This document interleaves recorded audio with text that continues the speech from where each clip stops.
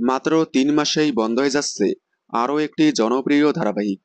বর্তমানে একাধিক ধারাবাহিক মাত্র ৩ মাসেই বন্ধ হয়ে যাচ্ছে।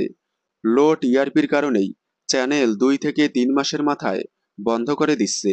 ৩ থেকে ৪ মাসের মাথায় বন্ধ হয়ে গিয়েছিল জনপ্রিয় ধারাবাহিক বালিঝড়, অষ্টমী, যোগমায়া, কে প্রথম কাছে এসেছি, মাধবীলতা, মুকুট, এছাড়াও আরও অনেক।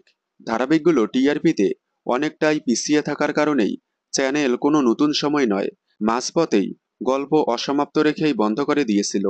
তেমনই এবার আরও একটি জনপ্রিয় ধারাবাহিক হঠাৎ করেই বন্ধ করে দিচ্ছে চ্যানেল। তবে প্রধান চ্যানেলের নয়, আকাশ আট চ্যানেলের সাহিত্যের সেরা সময়ের নতুন গল্প বউচুরি।